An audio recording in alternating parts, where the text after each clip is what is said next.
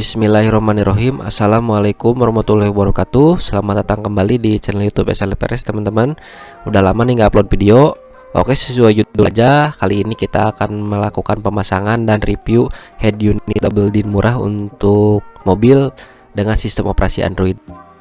Oke teman-teman, sambil unboxing saya akan cerita sedikit tentang barangnya. Jadi barang ini head unit double din Android merek Cina, saya beli di Shopee yaitu dengan harga 750 atau kalau nggak salah atau sekitar 780 ribuan gitu ya, sama ongkir itu. Saya beli yang ukuran 9 in dengan speknya itu RAM-nya 4 GB dan ROM-nya 32 GB. Nah sebenarnya banyak ya merek-merek lain. Jadi mereknya itu nggak cuma merek ini aja ya, banyak merek lain juga, tapi intinya sama aja sih kelihatannya gitu, dari modelnya, kemudian tombol navigasinya, kemudian speknya juga hampir sama, mirip-mirip ya. Nah kemudian dari harganya ini saya nemunya paling murah itu harganya segini. Nanti saya tampilkan di layar. Nah ternyata di toko ini dapat bonus juga, yaitu ini kunci pas kayak gini ya. Tapi kalau beli juga nggak terlalu mahal kok kuncinya, sekitar ya mungkin sekitar 50 atau 60 ribuan. Nah ini untuk head unitnya, mereknya itu Monokiki.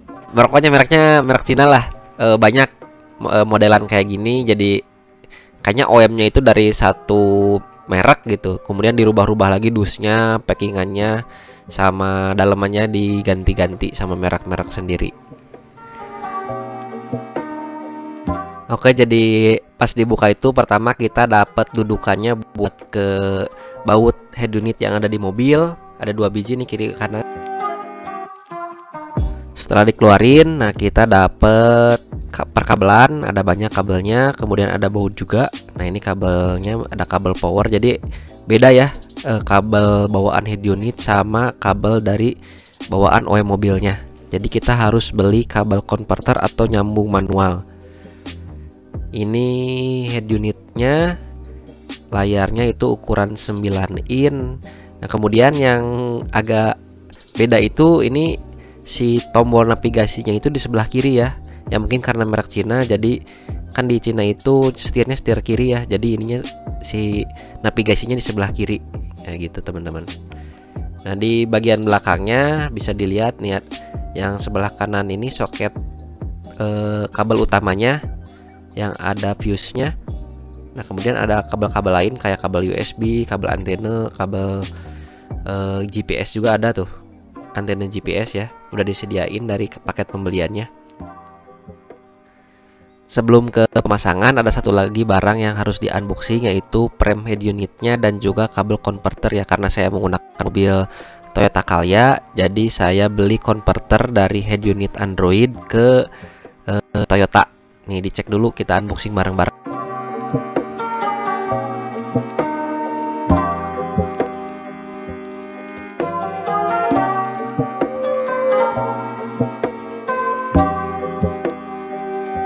Ini untuk frame head unitnya teman-teman. Jadi nanti pas masang ke dashboard itu si head unit nggak pakai dudukan besi yang bawaan mobil ataupun bawaan head unitnya. Jadi cuma pakai frame ini aja.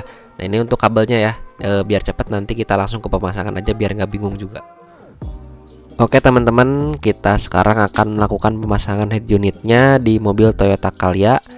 Nah ada beberapa hal yang perlu diperhatikan, yaitu yang pertama, mobil yang saya gunakan ini dia sudah ditambahkan aksesoris audio tambahan kayak tweeter di dashboard 2 biji, kemudian ada juga power dan subwoofer. Tapi untuk perkabelannya itu dia masih menggunakan kabel originalnya. Jadi si power tambahan itu dia dimodifikasi jadi masuk ke colokan bawaan. Tidak ada colokan tambahan apapun yang masuk ke head unit. Jadi harusnya masih sama aja ya colokannya dengan head unit original bawaan dari Toyotanya.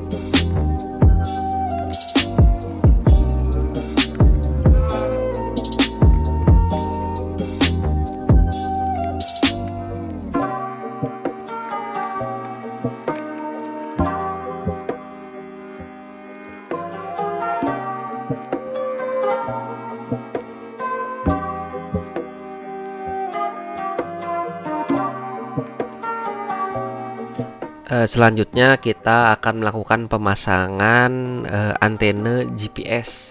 Nah, untuk antena ini ada 3M-nya di bagian belakang, tinggal dibuka aja. Kemudian teman-teman cari tempat yang kosong, plastik biasanya ya, di bawah dashboard itu bisa tuh ditempel. Nah, kalau saya posisinya itu di belakangnya airbag, jadi di ujungnya airbag banget lah. Ini mah tinggal diatur aja ya pemasangannya, teman-teman bebas mau di mana. Mau di pilar juga bisa ya sebenarnya, cuman saya males buka-bukanya.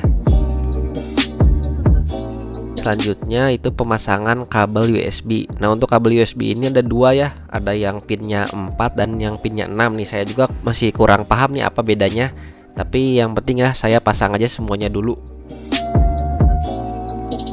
Teman-teman bisa dirapihin aja ya si kabel-kabelnya tuh, kayak kabel USB ini kan ada dua nih, jadi saya ikat aja pakai tali biar agak rapi gitu, nggak kemana-mana banget.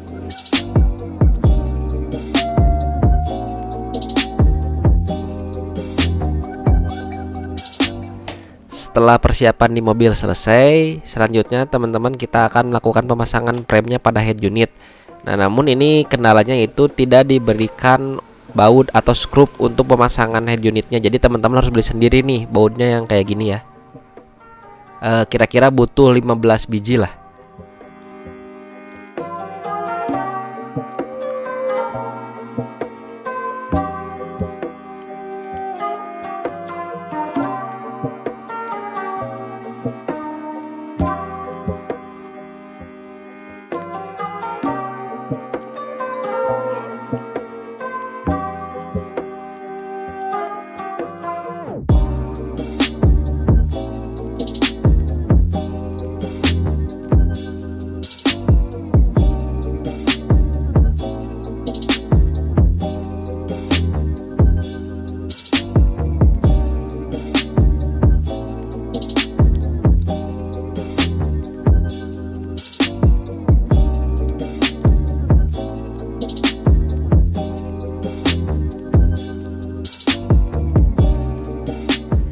Nah, ingat ya teman-teman, jadi kita nggak akan pakai dudukan head unit bawaan dari mobil ataupun dari head unitnya ya. Jadi kita hanya pakai frame ini aja.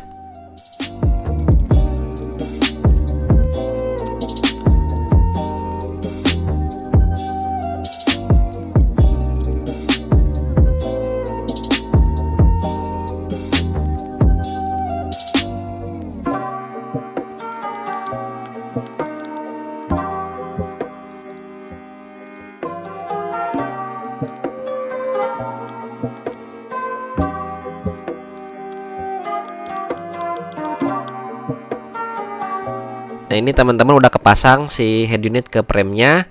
Dan untuk bagian atasnya kayak gini. Bagian atasnya, kemudian ini untuk bagian bawahnya. Jadi ukurnya lumayan pas lah.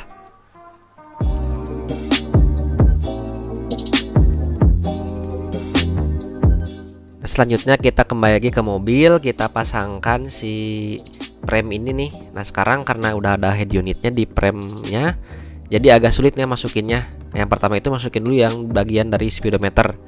Agak ditekan-tekan aja. Yang agak sulit dikit karena ini ada yang cukup berat gitu si head unit. Nah, setelah posisinya enak nih buat masangin kabel. Nah, tadi maaf ya teman-teman nggak kerekam waktu masangin kabel konverter dari bawaan head unit mobil ke head unit Android ini. Tapi intinya tinggal colok-colok aja sih, nggak akan ketuker. Nah, kalau mobilnya masih original, jadi yang colokin itu cuma dua ya. Nah, setelah posisinya enak, nah kita pasang-pasangin nih kabelnya. Nah, yang pertama itu yang agak susah dulu, yaitu kabel untuk antena GPS. Jadi masangnya itu kayak masang kabel atau antena WiFi ya. Colokin dulu terus diputar si bautnya. Yang selanjutnya sebelum kita masang kabel power, pasang dulu nih kabel kayak nih, ada USB kan, ada 2 biji, ada yang 4 pin sama yang 6 pin. Tinggal colokin aja, nggak akan ketuker ya. Soalnya ini soketnya itu udah bener-bener pas gitu, karena ini bawaan dari head unitnya.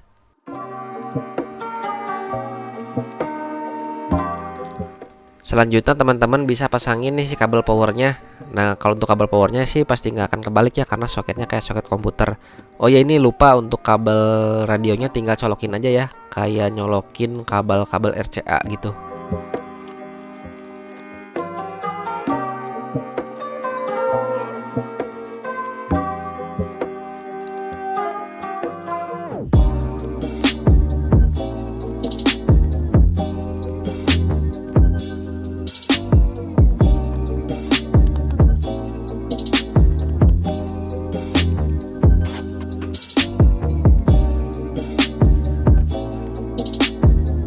Alhamdulillah udah nyala teman-teman nih. Nah ini untuk tampilan pertamanya itu kayak gini ya, Android head unit merek Monokiki. Nah sebelum masuk ke menunya, kita kletek dulu aja.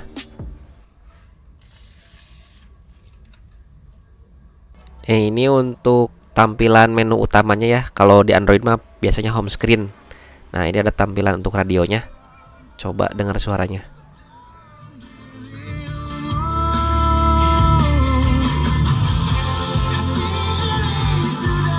Nah kayak gitulah.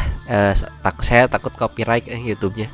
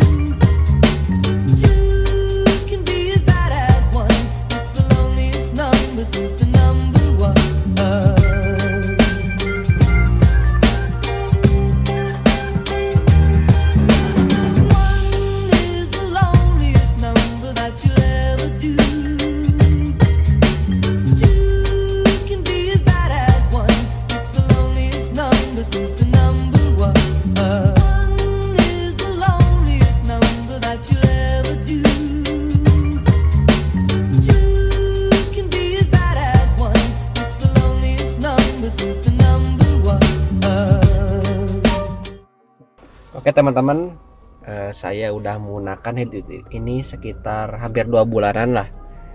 Gimana sih review saya tentang headset ini? Jadi bisa dilihat ya, ini saya udah coba konekkan ke WiFi. Nah biasanya kan perlunya itu kan buat nyetel video ya di YouTube.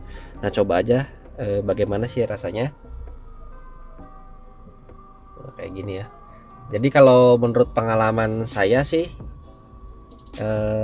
rasanya tuh emang nggak terlalu responsif kalau untuk nonton YouTube.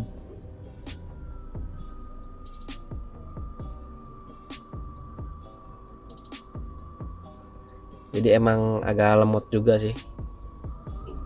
Ya wajar lah, harganya juga cuman sekitar 800 ribuan. Tuh bisa dilihat. Jadi si pinggir-pinggirnya itu masih loading gitu teman-teman. Tapi kalau emang videonya udah jalan sih suaranya nggak delay juga. Kayak gitu. Kalau udah jalan sih biasa aja, nggak ada masalah apapun.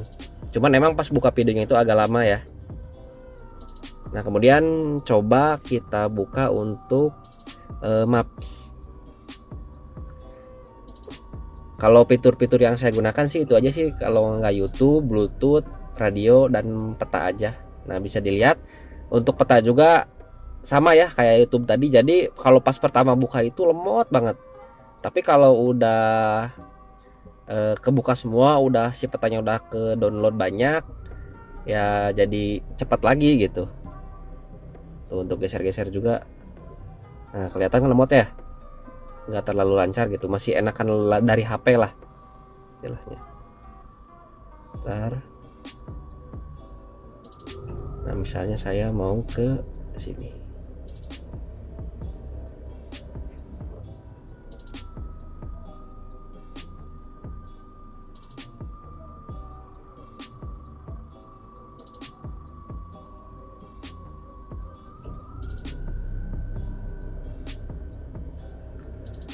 Nah gitu ya. Yang lumayan lah, lumayan lemot. Tapi kalau udah jalan tuh, kalau udah beres ngedownload cepet sih, biasa aja, normal gitu, nggak ada kendala apapun kalau udah di jalan kayak gitu. Jadi yang masalah itu adalah pada saat dia pertama kali ngebuka aplikasinya aja sih, kayak gitu ya. Nah kemudian kalau buka mas biasa ya, jadi dia bisa minimize kayak gitu ya, sama aja kayak HP lah ya, lumayan lah kalau menurut saya, bisa sambil buka radio juga gitu, tapi si mapsnya tetap kebuka, bagusnya tuh gitu. Terus fitur-fitur lainnya ada banyak ya, ada pengaturan audio kayak gitu, tinggal di atau ya sama kayak Android biasa lah, ada tema juga, temanya banyak ini ya.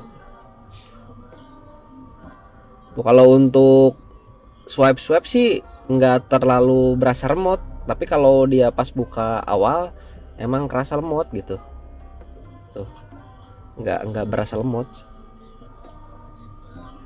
Terus ya sama kayak Android, jadi dia sistem aplikasinya itu bisa berjalan di background kayak gini ya.